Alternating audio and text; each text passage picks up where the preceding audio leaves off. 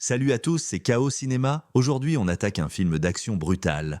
Un ancien héros de guerre infiltre une prison corrompue où des combats clandestins ultra-violents font la loi. Corruption, combats à mort et une mission impossible. Attachez vos ceintures, ça va cogner dur. Le braquage. Le film commence dans une pièce où un groupe d'hommes et de femmes emballent des marshmallows. Soudain, un intrus masqué attaque violemment l'homme posté à l'extérieur. L'intrus s'enfonce plus profondément dans le bâtiment pour trouver les autres, mais un homme lui saute dessus. Leur bagarre se termine dans une autre pièce. Une femme intervient avec un coup faible, mais il la repousse facilement. Deux autres hommes attaquent ensuite. L'intrus désarme celui qui a une arme, tire sur le premier attaquant, puis défonce le second au sol. Il entre dans une salle remplie de fric et trouve un autre gars qui danse avec des écouteurs. Pendant qu'il remplit son sac, un autre type arrive. Utilisant la crosse du flingue, l'intrus les assomme tous les deux et retourne calmement charger le cash. Puis il sort, sac à la main, où des officiers l'attendent déjà. Il ne résiste pas à l'arrestation. L'identité révélée. Au poste, l'intrus masqué est révélé être Terry, un ancien sergent et héros de guerre décoré d'origine africaine. Face au commissaire de police, Terry écoute l'homme lui demander pourquoi quelqu'un avec son dossier gâcherait tout. Mais ce n'était pas le cas. Le pays l'a abandonné après qu'il ait risqué sa vie pour lui. Je peux pas me payer les médicaments, la nourriture, je vis dans les HLM. Et si je te disais que je pouvais t'aider? Je veux que tu infiltres une installation. La mission prison.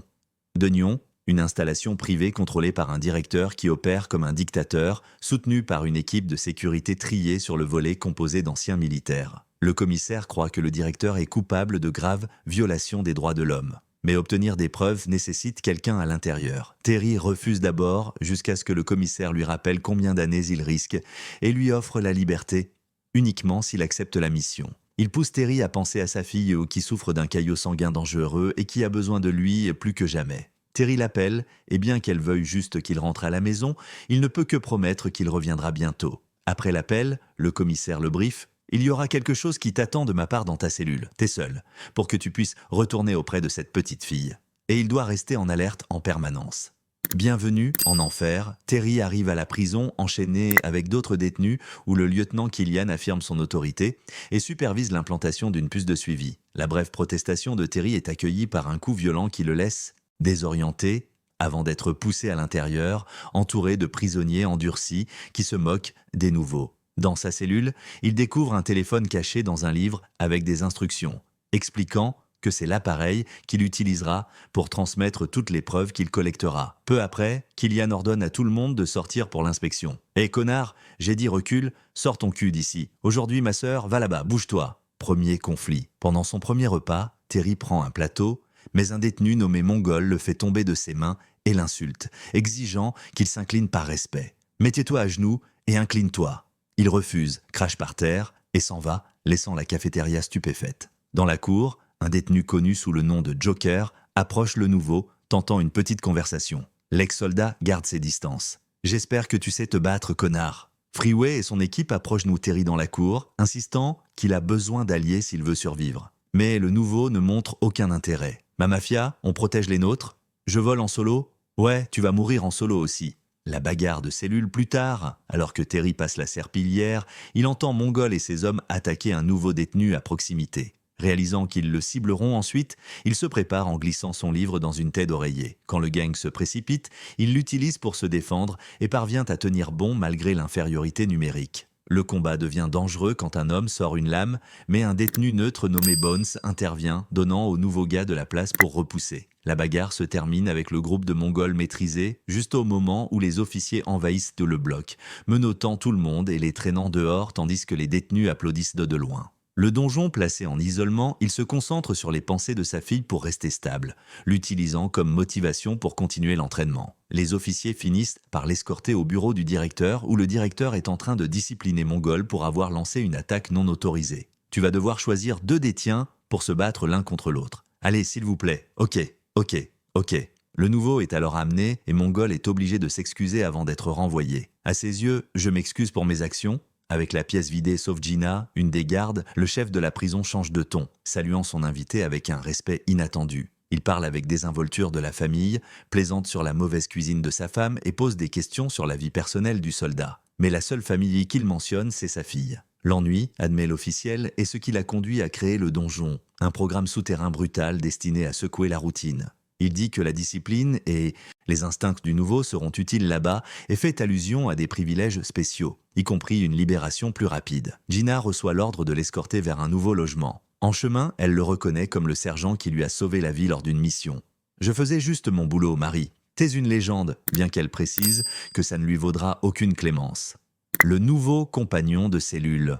Dans la nouvelle cellule, il rencontre Bones qui médite. Son nouveau colocataire l'accueille, explique quelques règles simples et mentionne qu'il a appris à se battre d'un père qui était grand maître de dojo. Il avertit que le donjon est différent de tout le reste dans l'établissement. Le nouveau dit qu'il gérera parce que retourner auprès de sa fille est la seule chose qui compte. Bones conseille au nouveau de lâcher prise sur les attachements au monde extérieur, avertissant que s'accrocher trop fort peut briser une personne à deux nions. Il suggère qu'ils comptent l'un sur l'autre, mais l'ex-sergent reste prudent. Plus tard, en privé, il envoie secrètement un message au commissaire au sujet du donjon. L'arène souterraine, les deux sont déplacés vers une salle d'entraînement où Bones explique la nature brutale de l'arène souterraine et offre des conseils. Dans la cour, Bones donne un aperçu des principaux gangs de la prison, notant que le groupe de Freeway se bat avec un style qu'il leur a initialement enseigné. Lors d'une autre session d'entraînement, il dit à son nouveau partenaire que la survie à Dugnon dépend de l'acceptation de la dure réalité du lieu. Mais si tu veux survivre au donjon demain soir, tu vas avoir besoin de compétences. Ça commence avec ça, la reddition. Accepte où tu es. De retour dans leur cellule, un officier strict leur ordonne de sortir et fait escorter Gina au donjon. Les détenus applaudissent alors qu'ils passent dès l'arène souterraine est déjà bondée. Le superviseur de l'établissement apparaît sur une plateforme surélevée, prenant son siège comme un monarque régnant. Alors que la foule rugit pour le premier combat, Joker excite la foule et annonce que le donjon fonctionne sans règles. La foule éclate à nouveau et même les détenus de l'établissement principal applaudissent alors que le combat est diffusé dans toute la prison. « Allez messieurs, montrez-moi ce que vous avez !» Les premiers combats. Le premier match force deux membres de l'équipe de Mongols à s'affronter. L'un prend rapidement le contrôle, dépassant son adversaire et le renversant. Alors que la foule crie pour plus, l'observateur infiltré sort discrètement son téléphone et commence à enregistrer. Le combattant dominant termine le match de manière décisive et l'arène éclate en célébration bruyante. Ensuite, Freeway entre dans la fosse pour affronter deux adversaires à la fois, soutenus par les encouragements du public. Il écrase les deux hommes avec des mouvements rapides et confiants. Joker appelle alors le nouveau dans l'arène. Son adversaire, El Vampiro, fait une entrée énergique et nargue la foule. Depuis les lignes de touche, Bones donne un dernier avertissement. Protège les jambes et évite de te faire attraper dans la prise de l'adversaire. El Vampiro ouvre le match agressivement. Le nouveau esquive la première ruée, mais prend quand même un coup à l'estomac en absorbant plusieurs autres, tout en parvenant à en bloquer la plupart. Il repousse son adversaire, mais un balayage rapide envoie les deux hommes au sol.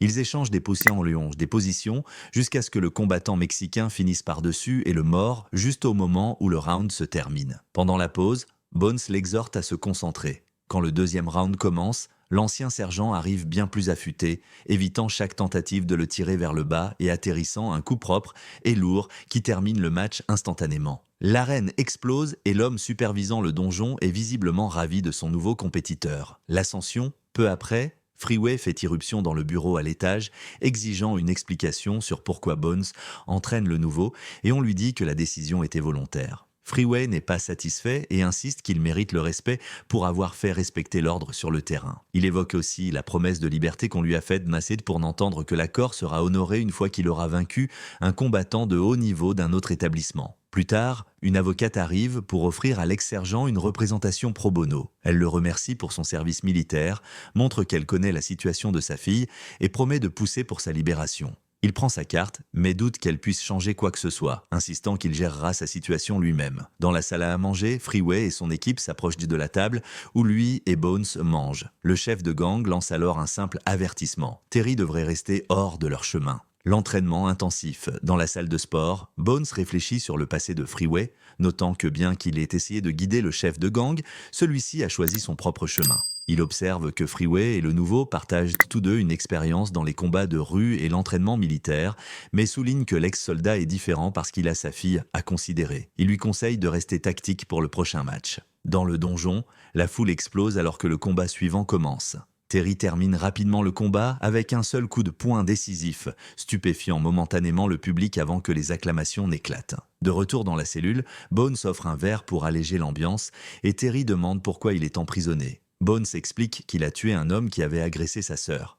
L'attaque de Freeway. En entrant dans la salle à manger, Terry remarque que les autres détenus le regardent et Bones lui dit que c'est parce qu'ils le voient maintenant comme une menace sérieuse. Plus tard, pendant qu'il passe la serpillière, il est confronté par 2 hommes de Freeway armés de couteaux. Terry les repousse avec sa serpillière et son seau, mais Gina intervient et elle est blessée dans le processus. L'ex-soldat est rapidement emmené chez le directeur qui le remercie d'avoir sauvé sa vie et empêché un plus grand scandale. Terry exprime son désir de combattre Freeway. Le directeur résiste initialement, insistant qu'il doit d'abord gravir les échelons, mais finit par céder. Pendant ce temps, Freeway réprimande ses hommes pour avoir agi sans permission, et quand le lieutenant Killian se pointe, il ordonne qu'ils sortent. Dans une zone privée, les officiers punissent les 2 membres du gang avant de les exécuter. Killian informe Freeway qu'il affrontera le nouveau gars ensuite, et bien qu'il hésite, le directeur le force à accepter. Le combat contre Freeway. Terry s'entraîne dur avec son professeur, se préparant pour le grand combat, et chaque moment lui rappelle pour qui il fait ça. La nuit du combat arrive et la prison est vivante d'excitation. Le superviseur annonce chaque combattant alors qu'ils entrent dans l'arène. Freeway commence fort, mais le nouveau s'adapte, atterrissant à un coup de poing décisif avant que le round se termine. Au 2e round, il prend le dessus, dominant Freeway jusqu'à ce que Bones intervienne. La foule explose et il retourne à sa cellule pour mettre à jour le commissaire de police, bien qu'aucune réponse ne vienne, le laissant frustré. Dans la salle à manger, les autres détenus commencent à le traiter différemment, signalant son statut croissant. La vérité éclate. Appelé au bureau, il est félicité et on lui offre un accord pour améliorer sa situation, qu'il décline. Le superviseur lui montre alors le fonctionnement interne de la prison, y compris des détenus qui emballent des trucs qu'ils ne devraient pas pour la vente extérieure. Dégoûté, il appelle ça de l'esclavage moderne, tandis que le directeur le défend comme des affaires. Finalement, il est amené à la clinique où les corps des membres du gang qu'il avait attaqués sont exposés. Choqué par les conséquences extrêmes, il essaie de partir, mais le superviseur insiste que tout cela est censé montrer qu'il est de son côté. De retour au bureau, Terry est choqué de trouver le commissaire de police assis dans la chaise du directeur, révélant son implication dans le stratagème. Se sentant trahi, il écoute alors qu'ils expliquent que malgré son refus de l'accord précédent, le plan continuera. Il est censé combattre un challenger d'une autre prison, comme c'est la coutume depuis des années. Bones est traîné ensuite, son visage couvert et soumis à un appareil électrique dans une tentative de forcer la conformité de Terry. Regardant son compagnon de cellule souffrir, il ressent un élan d'empathie. Ok, je me battrai. Une fois les détenus retirés, le commissaire s'éclipse discrètement. La rébellion dans sa cellule, il arrive à une dure réalisation. Gagner la liberté sera presque impossible sans agir. Plus tard dans la salle à manger, Bones passe discrètement une note à travers une chaîne de détenus, atteignant finalement l'aile commerciale. Une petite réunion se forme sous la direction de Bones, et à la fin de la journée, les 2 compagnons de cellule mènent un rassemblement plus grand, recrutant plus de détenus pour leur plan. Terry contacte alors l'avocate qui avait promis d'aider son cas, lui remettant une carte mémoire et lui ordonnant de partir immédiatement. Le combat final le lendemain, un directeur visiteur arrive avec un nouveau champion redoutable, affirmant que le combattant original est à mort. Le directeur local proteste, s'attendant à une revanche, mais le combat et le pari doivent continuer. Quand le match commence, Terry atterrit un coup de poing initial, mais cela affecte à peine l'adversaire. Le challenger répond avec un brutal coup de tête et le jette au sol, absorbant d'autres frappes et le claquant au sol à répétition. Le directeur visiteur rit avec confiance tandis que le directeur local ne peut qu'espérer un miracle. À plat au sol, Terry se souvient des paillettes qu'il avait emportées. Il les lance au visage de son adversaire, créant une ouverture pour attaquer. Puis il saisit le moment, dominant le combattant, le traînant vers le bas et le clouant. Alors que les souvenirs de sa fille traversent son esprit, Mongol commence à combattre les gardes, déclenchant le chaos. L'assaut final. Alors que la foule éclate en bagarre générale, le directeur dit à son collègue visiteur de partir immédiatement. Et alors que Killian conduit son patron, des officiers de la DEA se précipitent, criant à tout le monde de se figer, mais personne n'écoute. Pas même Killian, qui essaie d'aller contre l'ordre d'arrêt de l'officier. Un coup l'attrape, le faisant tomber où il se tient. Le directeur se bat à travers le chaos, repoussant les détenus et lançant des coups juste pour se frayer un chemin. Il parvient à s'échapper et prend l'ascenseur, essayant de retourner à son bureau. Mais dans le couloir, il tombe directement sur Terry, l'ancien sergent bloquant sa fuite. Le directeur tire le taser, mais Terry esquive. Le patron sort alors un flingue et tire sur Terry qui porte un gilet. Terry tombe au sol, sonné, laissant au directeur une ouverture parfaite. Mais Bones apparaît comme dans une scène d'action au ralenti. Il plaque le directeur, le martèle, et fait voler le flingue. Puis, au lieu de le saisir, il se promène tranquillement vers Terry, affiche un sourire fier, et lui donne une tape triomphante comme s'il venait de gagner l'employé du mois. Cette fraction de seconde est tout ce dont le directeur a besoin. Il attrape à nouveau le flingue et vise les deux pour qu'un agent de la DEA fasse irruption et lui tire dans le bras, l'arrêtant net. Alors que les officiers d'arrestation le traînent, le directeur rit comme un fou. L'épilogue. Moment plus tard, la cervelle derrière le sauvetage attend dans un bureau. Alors que l'avocate entre, elle le remercie d'avoir exposé les crimes se déroulant à l'intérieur de la prison. Elle dit que le commissaire de police est aussi en détention. Et avec le secrétaire très attentif à l'affaire, la justice prévaudra enfin. Puis elle donne à Terry la vraie nouvelle. Elle a obtenu sa libération avec un pardon complet. Et aussi, le gouvernement a accepté de couvrir toutes les parties des soins médicaux de sa fille. Terry retourne à la cellule pour remercier son compagnon de cellule pour tout, sachant que c'est sa chance de retourner auprès de sa fille. Bones le remercie à la place, disant que l'ex-soldat l'a aidé à retrouver une raison de vivre. Terry promet de rester en contact, puis sort sous les acclamations bruyantes des détenus alors qu'il marche vers la liberté. À l'extérieur, l'avocate le reçoit et lui donne un trajet jusqu'à la maison. Il retrouve finalement sa fille, qui court dans ses bras, excitée d'avoir son papa de retour. Plus tard, sur les ordres de Terry, l'avocate retourne à la prison pour travailler sur la libération de Bones et Freeway. Pendant ce temps, le directeur déchu est jeté dans une cellule. Il essaie de faire le dur, criant qu'il dirige toujours l'endroit et donne les ordres. Mais après avoir crié dans l'espace vide pendant un moment, la vérité se pose sur lui. Il n'est qu'un autre détenu maintenant, pas différent des hommes qu'il utilisait autrefois. La pensée le brise et il commence à pleurer. Et voilà les guerriers. Un film d'action intense dans l'univers brutal des prisons et des combats clandestins. Terry a survécu, exposé la corruption et retrouvé sa fille. Justice est rendue. Si t'as kiffé ce récap explosif, abonne-toi à Chaos Cinéma pour plus de films d'action décortiqués. Balance un like, partage avec tes potes qui adorent les films de prison et de combat, et dis-moi en commentaire quel film tu veux qu'on explose la prochaine fois. À très vite pour une nouvelle dose d'adrénaline pure. Ciao!